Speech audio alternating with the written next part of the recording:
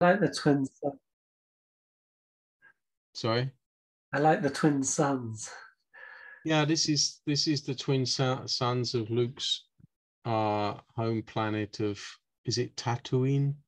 Yeah, Tatooine. something like Tatooine or something. Yeah. Yeah. Yeah, I always like those two suns. Yeah, it's sort of very romantic vision. Yeah. I think absolutely completely impossible physically, I gather. What, two suns?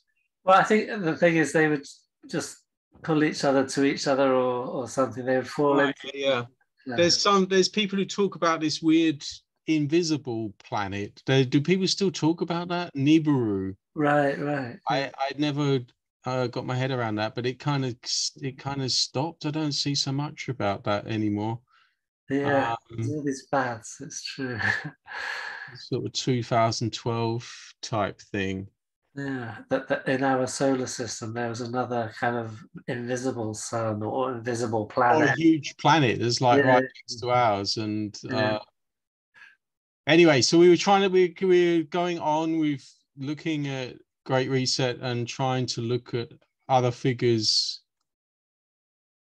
other related figures. And I guess what's been coming up this last couple of weeks is the statements of King Charles, or Charles. Do we call him King Charles? Charles, Prince Charles, who is obviously not That's not Prince, yeah. I don't know because His Royal Highness I HRH. haven't seen that much. But anyway, so he wrote his book, Harmony, and he's been banging on about climate change now his whole life. And I found it quite interesting that he's a figure of ridicule, or he has been a figure of ridicule, and just reading some of the rhetoric in different press stories over the years, and it's an interesting path he's gone, and maybe it's like some kind of unconscious thing. When he rises to the throne, suddenly you have a different relationship to him. But I'd rather be conscious about those things, and normally I don't care too much at all for the royal family. But certainly I was finding some of the things when I read that review that I posted in the groups, which was about Charles and the occult. Certainly when you read that and you read some of his statements and you read the book, which shows quite frequent reference to Rudolf Steiner, and then not only that, but the sound of how he's describing his view of history, talking about rejection of a spiritual view of things and things becoming too mechanistic and too material. Uh-huh. A lot of that was quite sophisticated writing about history, and certainly it's more encouraging than the kind of vacuous seeming lack of education in some of other people that are leading voices in the world, in politics or something. Yeah. And so I'm getting this sense that the people that one listens to, you're not going to really listen to Liz Truss or Rishi Sunak or anyone like that. But when it comes to people, Klaus Schwab has written his own book, and Charles has written his own book. And okay, the Pope standing there with the Catholic Church behind him has Written his own books. Yeah. his own books. And Kissinger is certainly very influential. So it feels like at least you can engage with ideas on a more meaningful level if you look at some of those ideas that are being poured into or pumped into G20 and talks about what they call it inclusive economics. So that's the word that comes from whereas Klaus Schwab's talking about the Great Reset, Rothschild and Charles were talking about what they call inclusive economics. But it's a clear working together. Obviously, WEF and these ideas, they're all in the same room working on these same ideas. They're talking about 30 trillion. That I don't know where that figure comes from, but they've got, I think if you bring together all of the different hedge funds and the money that's available also in the last couple of years. And again, I don't know the details about this. I'm just going on his quote. Yeah, that we've got 30 trillion as a kind of treasury, as a like a, you could call it a war chest, but to implement their view of how things have to be changed, and that's what they've got. Do you get the sense that they're all of one voice, or do you have any sense that maybe Charles has a different view and he's placed himself there because he can see that that's where it's all going on, and so he's just sort of trying to sound a his own individual note, or do you think that? Because I find a lot, I'm very bemused that on the one hand you have Charles, with this kind of view, it's almost a kind of like a hippie sort of view of, not I don't mean that in a denigrating way, but in that a gentle style of life. His experiments in town planning, architecture. Yeah, and in farming and all of these, it seems a very sort of humane view of inclusive economics and so forth.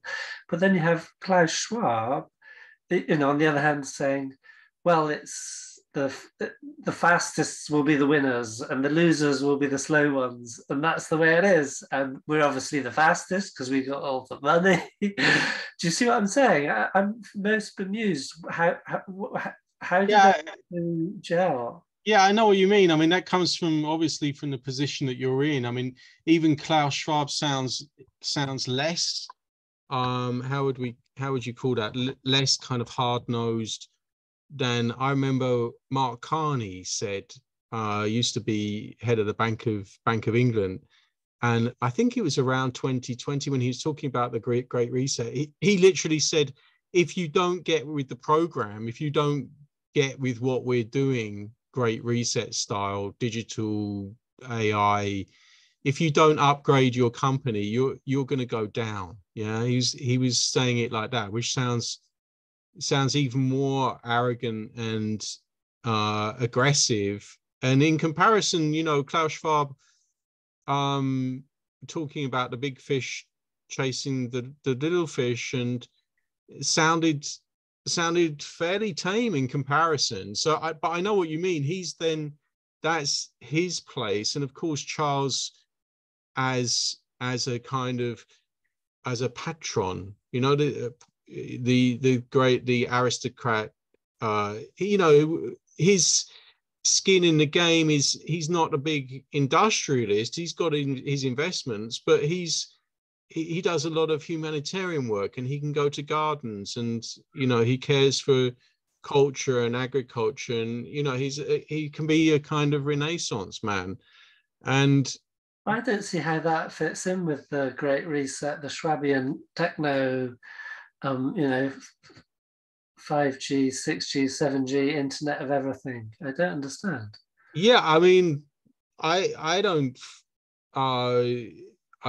fully understand that either. And then you've also got the discrepancy between Charles and Kissinger. And that was the other. I mean, I got the quotes today from what each of these different people said. King Charles, Henry Kissinger, the Pope, Klaus Schwab, and who's the other one? I think it was Elon Musk. And to be honest, out of all of them, yeah, I couldn't be, okay, it's just sound bites. So, we want to be good, and we want to be inclusive, and I can't. I mean, I was thinking, on the video, I'll get, me and Jonathan will go through the quotes, and I thought, actually thinking about them, I can't, trying to call to mind what I think anyone can go and find out, and they'll see it on videos on YouTube, what they said. And I'm thinking, well, the most interesting thing I found about what Klaus Schwab said was the reference to fish. And that's just because I immediately like that, I like it. Sounds a bit more poetic. I know references to fishing culture, and I can go and look up, and I find it quite interesting from a language point of view how he paints that picture: bigger fish, smaller fish. There's like a British, I always remember, like in British education, you always taught at school that the British smaller ships were able to outmaneuver the Spanish galleons, and like the good old plucky Brits were able to. Oh, right. So it's very it's evocative of that kind of, maybe you could say, whole Star Wars thing of the rebellion and like the underdog who's in face of the empire. But I mean, that's me. That's not Klaus Schwab. So I think it's interesting to see what we bring to the game and what is spoken there in terms of soundbite. And I mean, did you know that there's now a 10 commandments that has been announced in the last 2 days? A new 10 commandments of climate emergency. I don't know what they are, but I heard that they're. And again, I'm not going to. I feel like the life draining out of me even thinking about like going and reading those. But although I mean, of course, you'd have to say, yeah. I mean, they're kind of interesting, and you can go into them philosophically. And but your question was like, what was your question again? Like, is there a guide as united narrative? Yeah.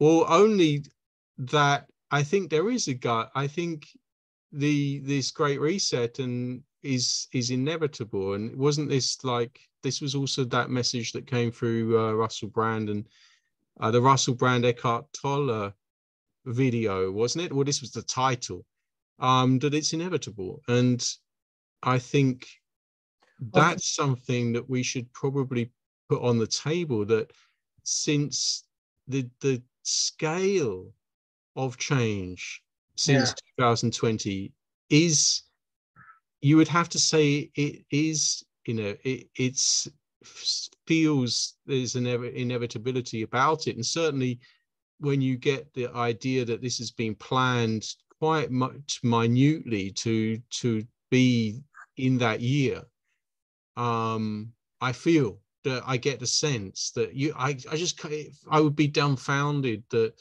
and I know then the counter argument will be, well, things just happen, the cock-up theory, and then the cock-up theory versus the conspiracy theory. And again, I'm not saying that everything is planned out in some kind of detailed schedule of how things should work out. This is something that we've had debates about before. I think it happens far more how time does evolve, and you can read where impulses start and where they reach fruition. Like we were speaking about the Christ cycle, when something's born in a kind of winter, Christmas time, and then you can look forward in time 33 years and find that Easter point, and then you can find the full expansion, cosmic expansion, in the kind of summer point, and then the 100 years on a kind of Michaelic point. And that's what I find then interesting. And I was putting that quote in. This was this week. I'll try and get there. But this week I was looking at the certainly with the 9th of November, kind of inverted 9/11, looking at the reunification of Germany from 1989, and recognizing we're exactly 33 years after that. Oh. Yeah, and that remembering that the reunification is then, and it's more conscious if you live in Germany. That's more then obvious to them as it is to us. But that date, the 9/11, other way around, 9th of November, reunification of Germany, 1989, 33 years. I find that, if you're a student of the occult, has to be something that you're going to take into consideration.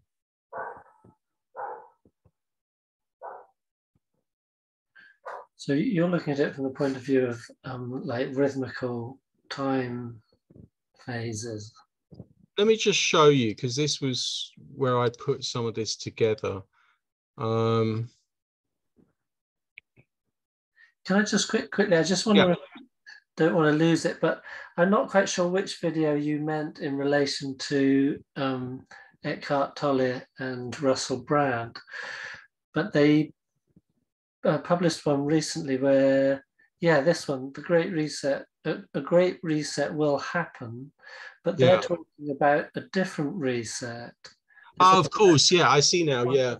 This was talking about the reset from bare intelligence to wisdom. So they were talking about coming away from like a nonsense, like a intellectual abstract thinking of one's place in society, and saying, how do we come from this to spiritual wisdom?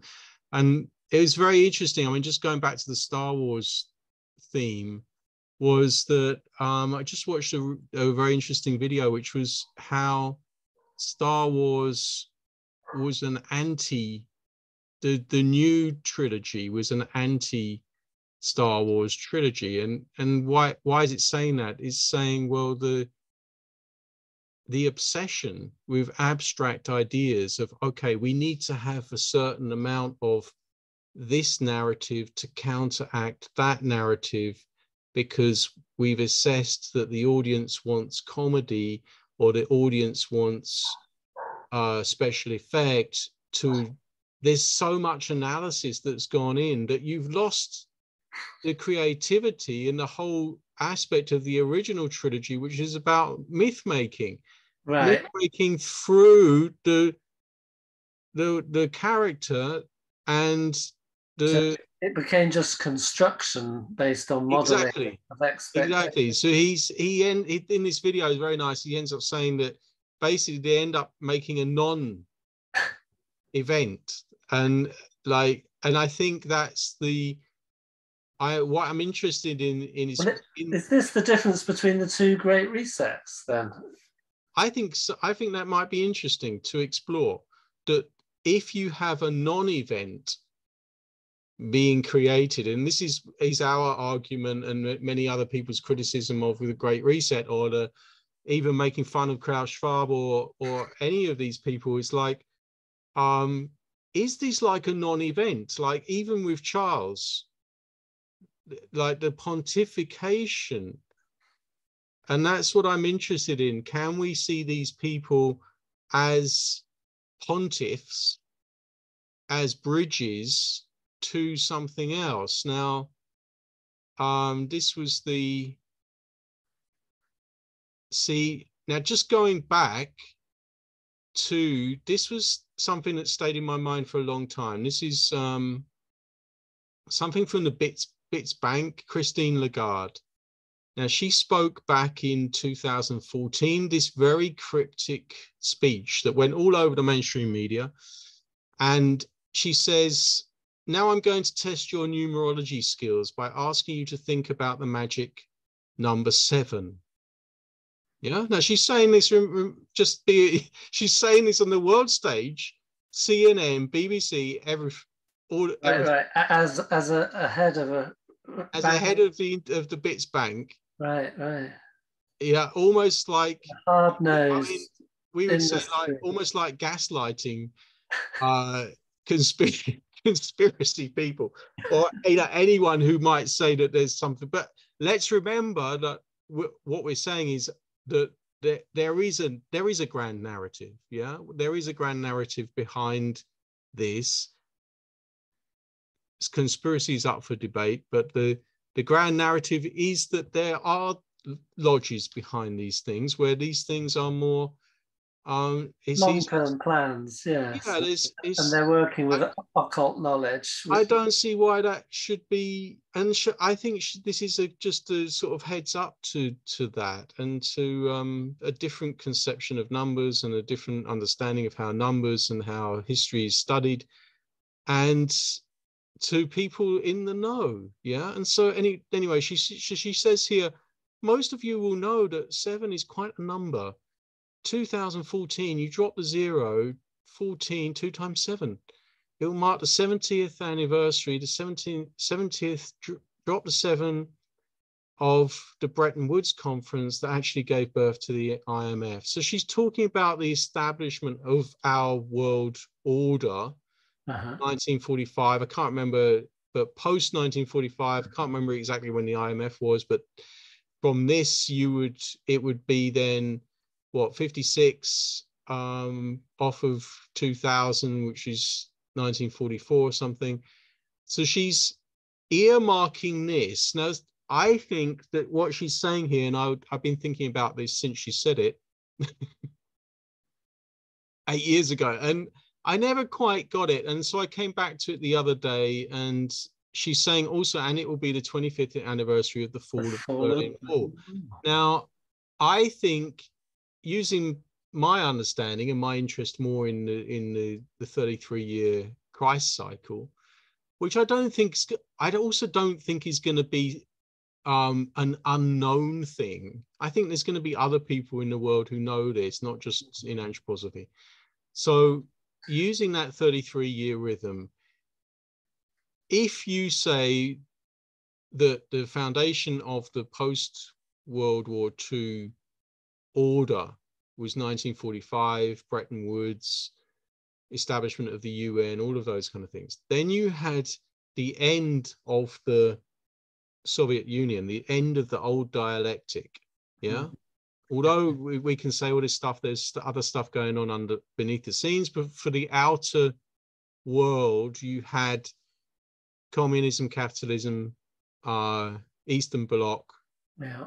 In Germany being the country that's then got the wall down the middle, occupied by Britain and America, and then you've got the Eastern socialist side on the other side. So those two, that walls then comes down on this significant date of the 9th of November 1989. Now, I think that is significant for the time, or we should explore its significance in relation to exactly where we are right now, which 33 years later is this year, 2022. And then look at what's going on exactly when you have these grand pontificators from a Freemasonic perspective. Now, bridge builders, but bridges to what? What is the bridge that they're talking about now? Well, what leads to mind is, once you have a wall come down, then there's no division. So you have a complete unified society, potentially. Yeah. And then the Schwab and Co. are talking about, and because the possibility is here now, a complete unified society over the whole planet. Well, that's the thing, and that's there's no more war. There's no more disease. Exactly. If you have no more dialectic, who is your market? And that's the if everything's unified, and I think Klaus Schwab says in his speech, well, some people are going to have to. It's going to be painful for some people as they have to lose their disposable income. Yeah, And I mean, he's talking now. You can hear this and you can say, okay, yeah, this is like about inflation and energy prices. Okay, that's where we're at now. But I wonder if that's what he's referring to. I mean, obviously, he's got an idea of a much longer term plan, because he says we will have a world that will be almost unrecognizable to the way it is now.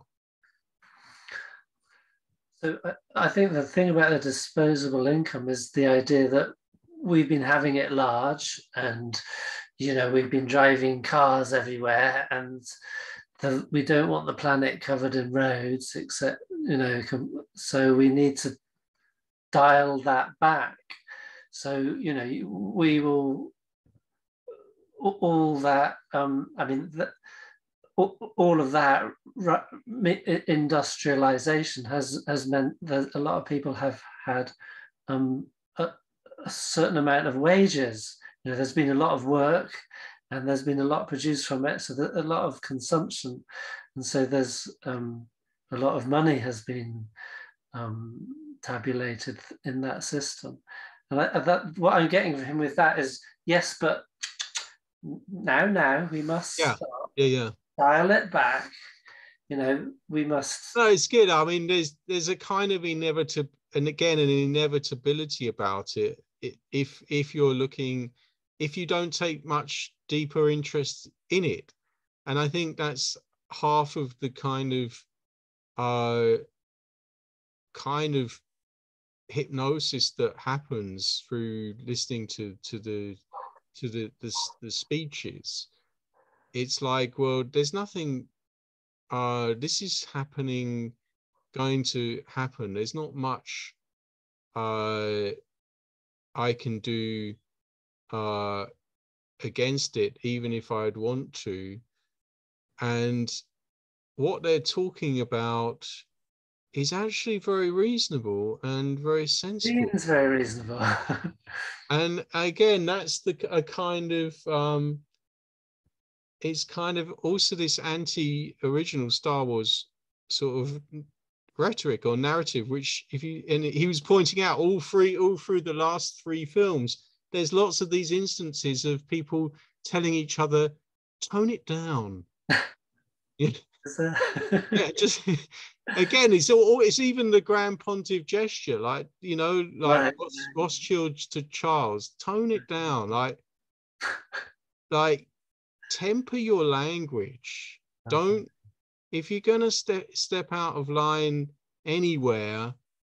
I mean, they even just be in the UK in the last couple of weeks. They're bringing in laws. If you suggest to anyone that they should go to a demonstration, you can literally have surveillance equipment put in your house. You can be tagged and electronically tagged, and so, but without getting into it, because that's the behind the pontiff is always the scepter. Yeah. And so but I think without going down that route, or to explore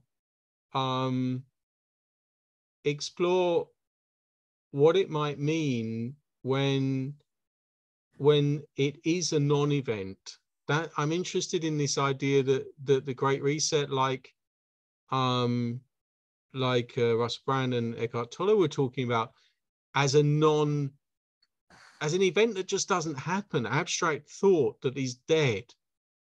And I think if you could find perhaps even the non-event of the fall of the Berlin Wall as a non-event, you might be able to also resurrect something from that. And that would be, that might take, but maybe I'm being too, but I'm interested in exploring that. It's Are you saying that, okay, this wall falls down, there's liberation, the whole world has changed, but has it really? Well, that's my question. I mean, looking at, what was his name? the British guy from the BBC who does Ian Curtis, Ian Curtis? I think, yeah, I believe so. He's not the guy. That's not the guy from. No, anyway. So yeah, he was at the BBC, had all this footage, hundreds of films, and he put them out recently of Soviet Union through the 90s from the BBC crews that could film all of that. And it's very interesting to watch them, because what you see is, you know, for all the romanticism about Russia and its future, you know, sixth epoch, anthroposophy, that, you know, when you look at, there's very, in essence, when I watched it, my experience was they're very little different to us. Their 80s was very much like, although they wanted it to, they were desperate for it. You had these people, you know, around dining tables, coffee tables, everyday people talking about how if they're going to have a bull terrier or you know, what kind of dog are you going to get? This kind of idolization of Britain and America, and again, this is something.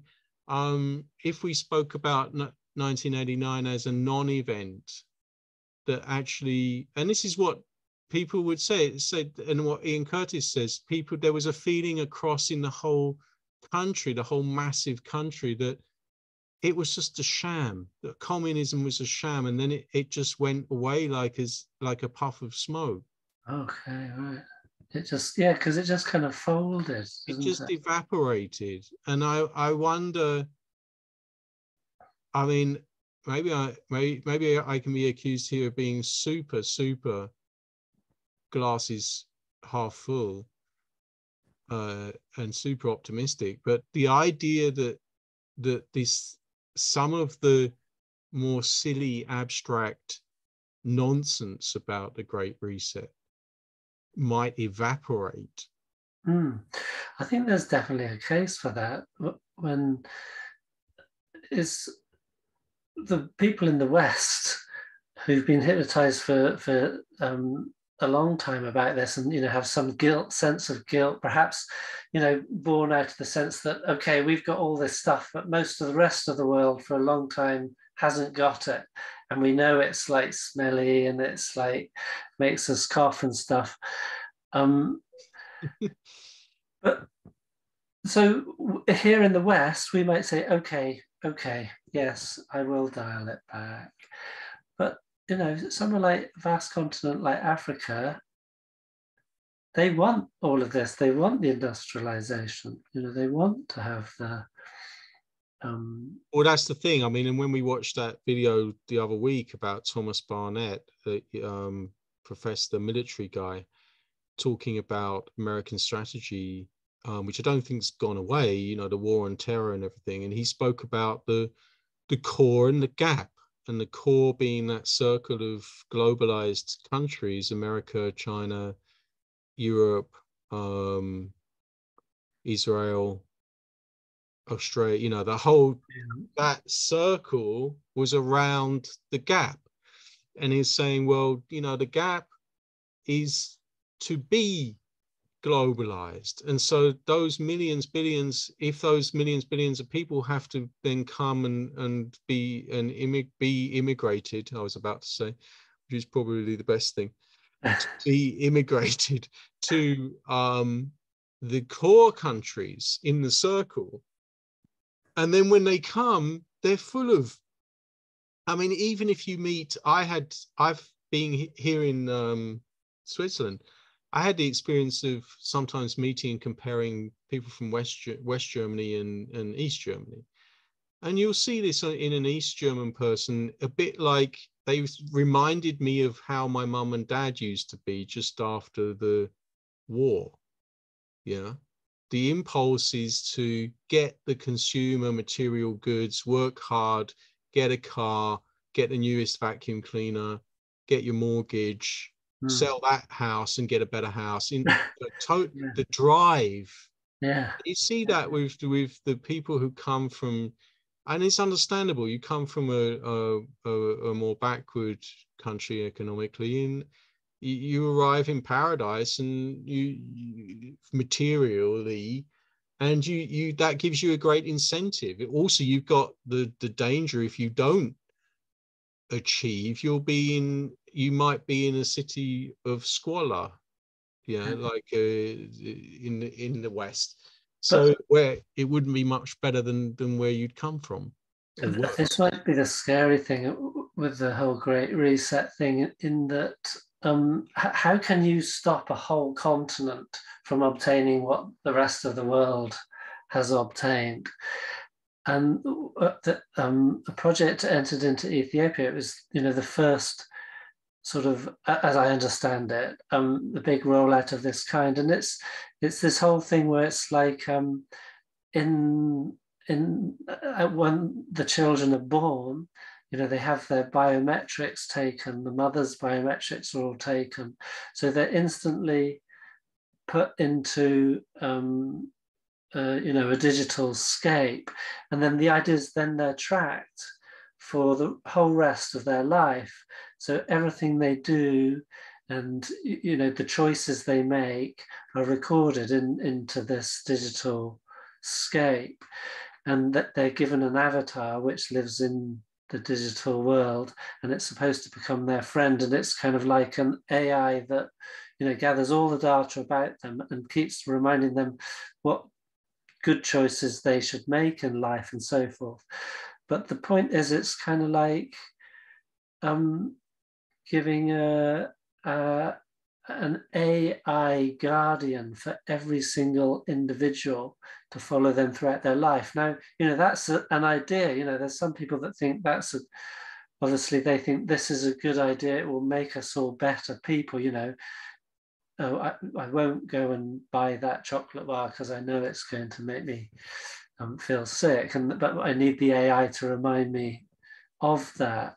But it's more sophisticated than that. That's just a sort of crude example. But it's interesting. I mean, just to play devil's advocate here. I mean, this is a bit like the smartphone, isn't it? It's like I'll sit here. I was interested the other day that my smartphone was then recording my steps.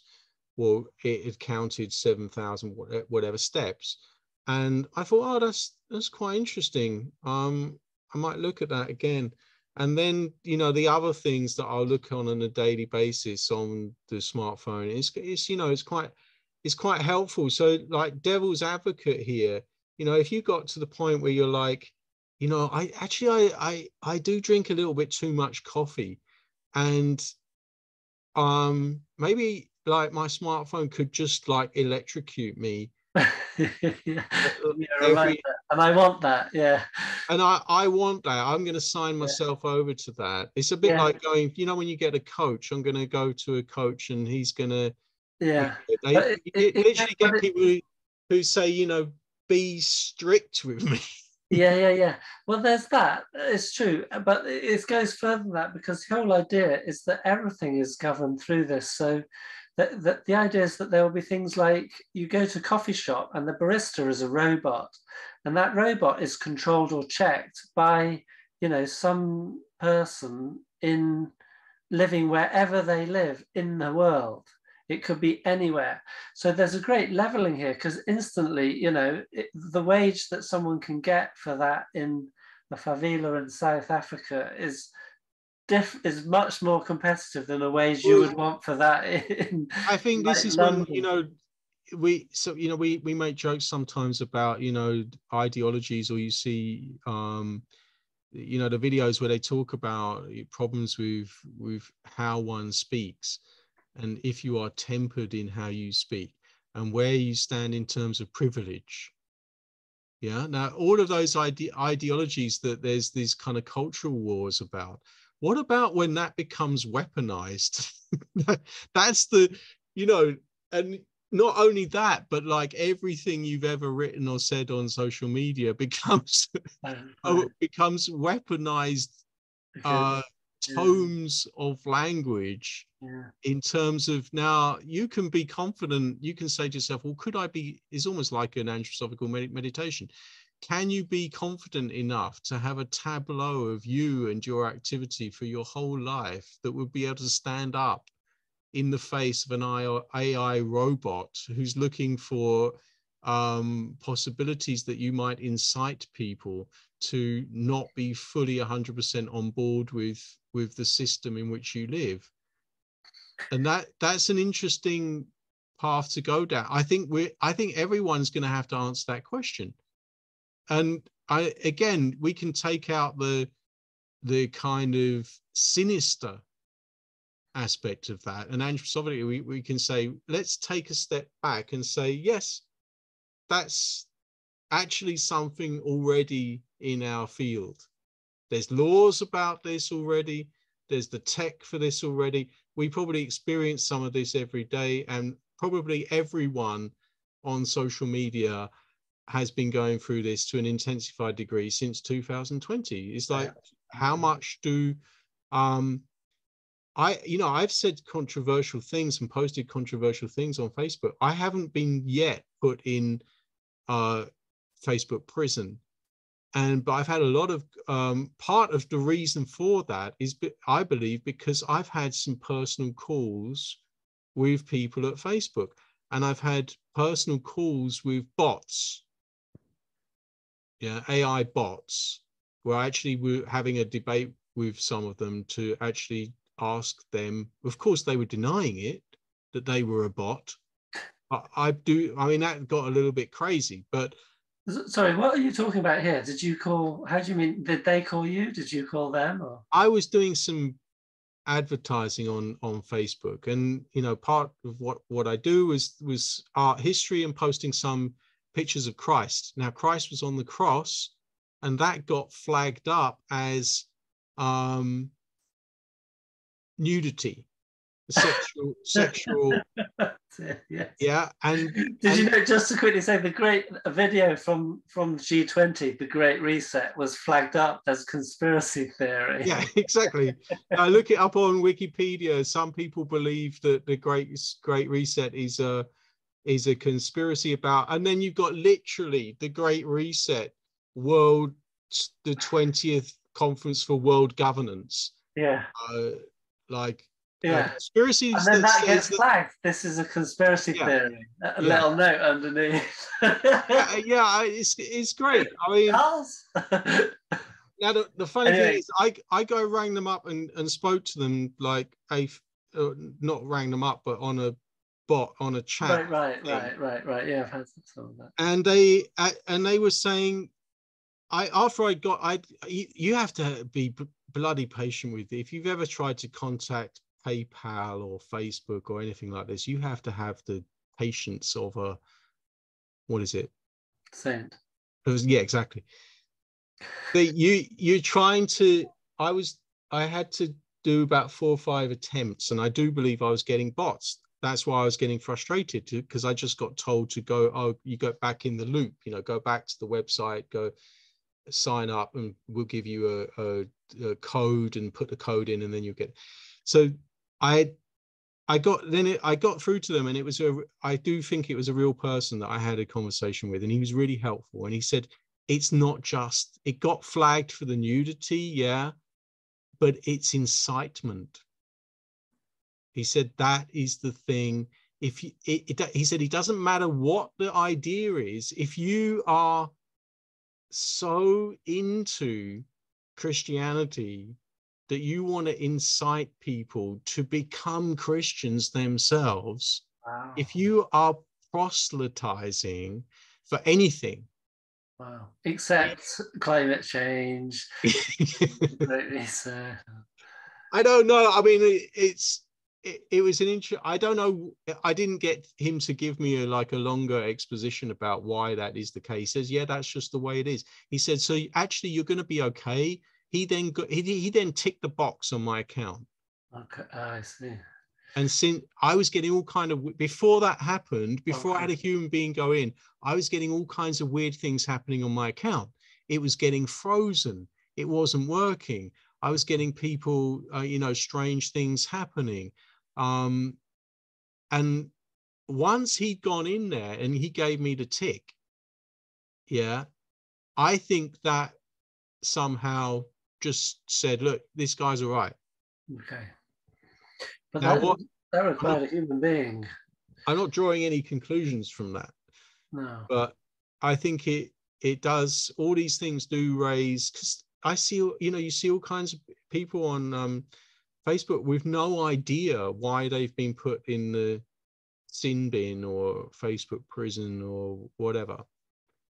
But I think coming back to that bigger picture about all across the inevitability of the things that we're going into, like needing to rethink what is politics, what is how do we live in this society we're going into, or we are in. Is it just answering like a call from us? This kind of like nanny state of technological control. Is that something in us?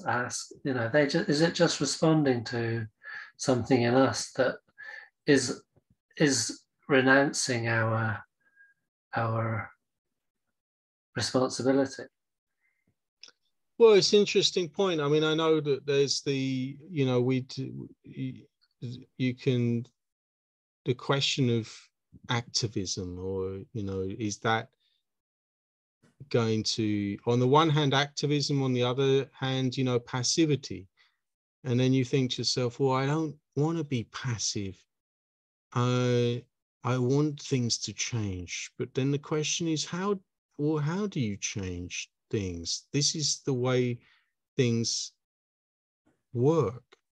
This is the way, and you don't want a revolution.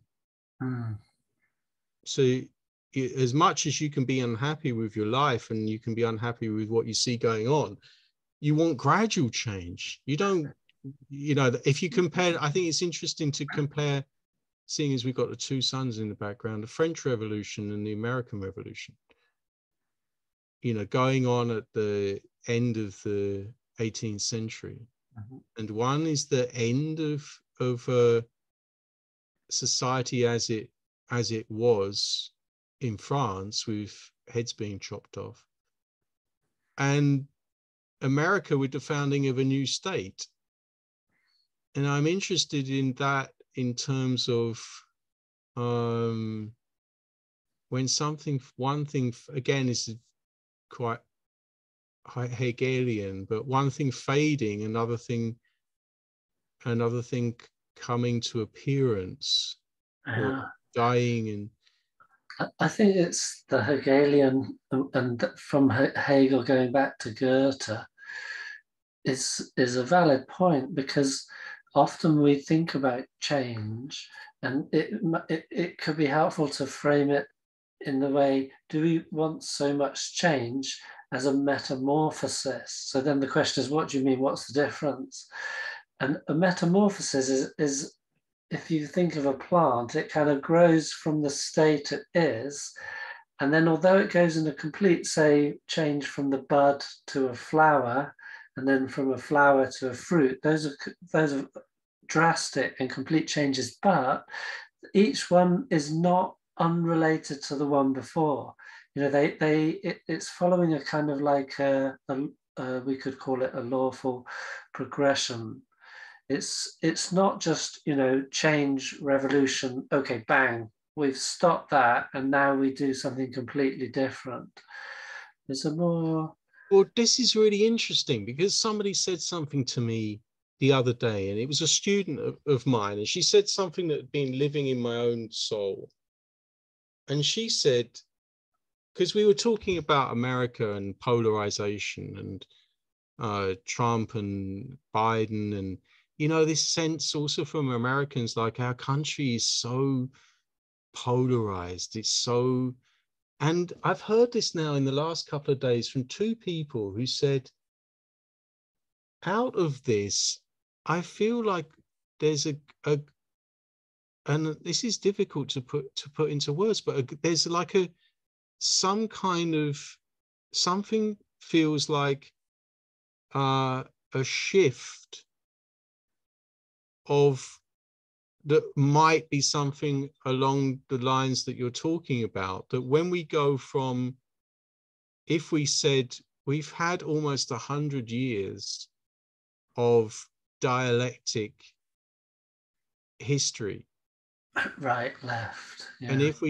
if we explore the idea of that as a non-event, which is what I'm suggesting, and explore what is the event that comes after that dialectic of that 100 years, capitalism, socialism, right, left.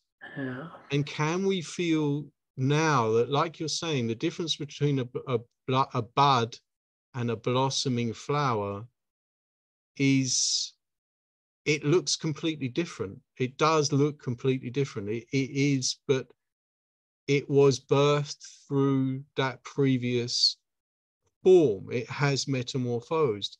And even if we're just at the beginnings of something, which I believe we are, yeah, we're like if we took that 33 years as a heads up from 1989 to now, but if we said we are at the beginning of something, also if we said anthroposophically back to 1922 and that 100 years, we're only 3 years off of the death of Steiner next year, Christmas conference. And just all around, I get this sense of, and again, it's another thing that's been cropped up in my mind recently, a sense of doom since 2020.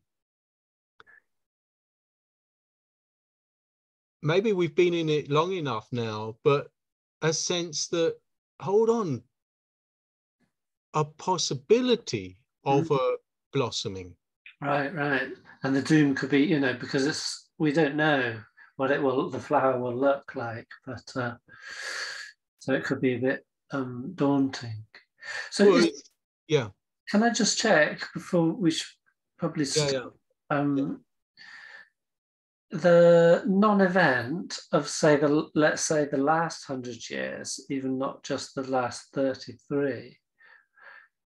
Are you kind of saying with that it's because none of that left, right, and everything, none of that really met the real needs that human beings are looking for? Is that what you mean by this non? Well, yeah, I do, and I think it plays into other things. And we're speaking a little bit off the cuff here, but what it relates to is a whole other thing, which I believe is significant, which is the fairy tale.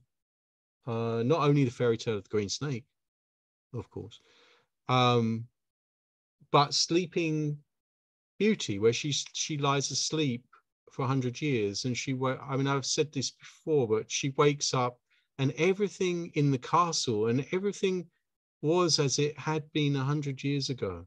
Right. Yeah. And it's that that whole thing with the Right. evil witch who comes and she pricks her finger on the spinning wheel.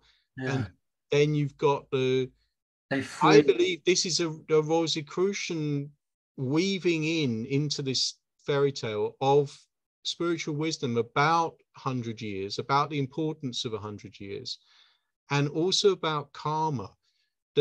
And if something remains a non-event, it has to be